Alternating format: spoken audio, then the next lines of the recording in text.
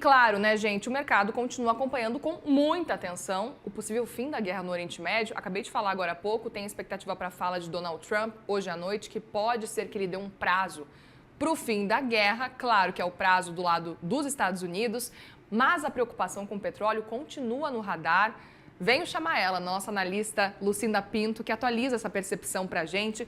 Uma percepção global que está assustando todo mundo, né? Boa tarde. Boa tarde, Muriel. Boa tarde a todos.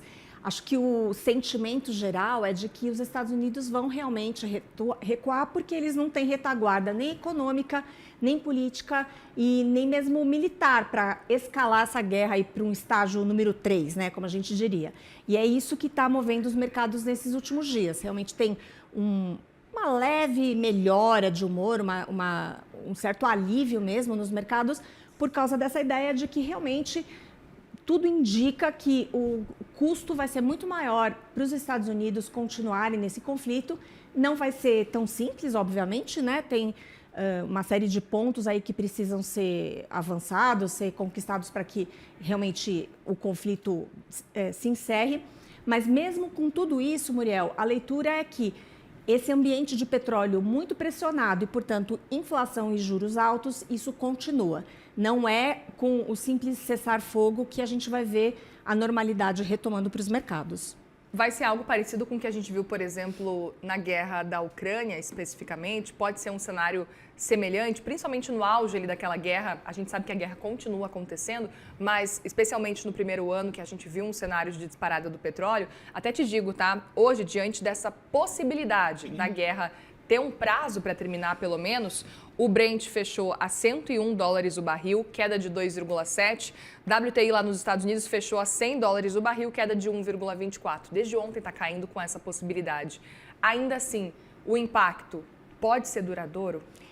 A questão é que você teve uma infraestrutura toda destruída ali no Oriente Médio, então, naturalmente, isso não se reconstrói do dia para a noite. A própria dinâmica, né, a própria estrutura de frete, de transporte de petróleo também não se reconstitui imediatamente, você leva um tempo para que as coisas se normalizem. É bom lembrar que a gente tem assistido uma certa desorganização de toda a cadeia, tanto do transporte quanto a cadeia petroquímica, que também é uma outra que está bastante pressionada por conta desse ambiente e que é uma das razões pelas quais a gente imagina que a inflação vai subir bastante. Então, essa reorganização, ela leva bastante tempo. Então, realmente, o que se enxerga é que, assim, para $60 o petróleo certamente não volta mais, isso parece uma unanimidade entre os especialistas, e que essa ideia de um petróleo mais perto de $100 se estende por um tempo até que haja algum alívio mais moderado. Agora, tem uma coisa interessante, Muriel, de lembrar que são números que os economistas estão observando para entender um pouco a postura dos Estados Unidos agora nesse momento, de que, de fato, com essa guerra persistente, com esse ambiente geopolítico pressionado, gerando essa quebra de oferta de petróleo, no fim das contas, os Estados Unidos acabam tendo um efeito negativo muito direto. Então, a gente levantou aqui como é que foi o comportamento da inflação americana nos dois choques de petróleo da década de 70 e começo da década de 80. Perfeito. E a gente viu que, por exemplo, ali em 1972, quando acontece ali o primeiro choque, a inflação estava em 3,3%, ela vai subindo até 11,1% em 1974.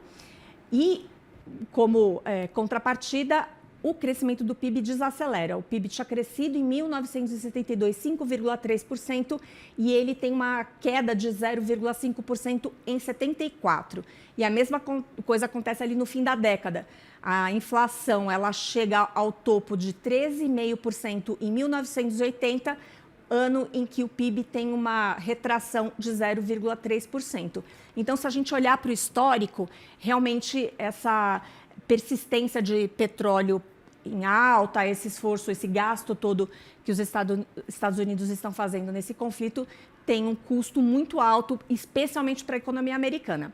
A gente vai sentir também, mas como tudo tem indicado, realmente parece que a nossa condição ela está mais favorecida, estamos um pouco mais protegidos mesmo do que outros mercados, inclusive mercados emergentes. E esse é um ponto super importante que você traz para que a gente entenda que realmente esse impacto existe. E você mostrando o cenário econômico nos Estados Unidos, anos atrás, é algo semelhante com o que a gente ouviu o próprio Gabriel Galípolo falar, o presidente do Banco Central. Ele falou que acredita que a tendência é de que o PIB não cresça tanto para esse ano e que a inflação suba, muito por causa da guerra no Oriente Médio e agora especificamente no Brasil, ele falava.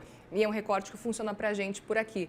Portanto, a gente pode ter esse impacto, Lucinda, e aproveito para te perguntar também, porque a gente teve só em março uma alta de mais de 60% no preço do petróleo. Se essa guerra termina, por exemplo, hoje à noite com o anúncio de Trump, não sabemos se isso vai acontecer, mas usando aqui uma hipótese, ainda assim a gente pode ter um impacto prolongado, não só nos Estados Unidos na economia, mas também aqui no Brasil. Com certeza, já tem uma inflação, eu diria, contratada. Primeiro porque esse preço mais alto ele já está impactando a cadeia, ele já está sendo repassado, né, para os diferentes estágios de cadeias produtivas. E segundo porque é isso, o cenário não é de que o petróleo recue imediatamente, leva um tempo para que a produção seja normalizada, o transporte seja normalizado. Então, essa é uma inflação já contratada.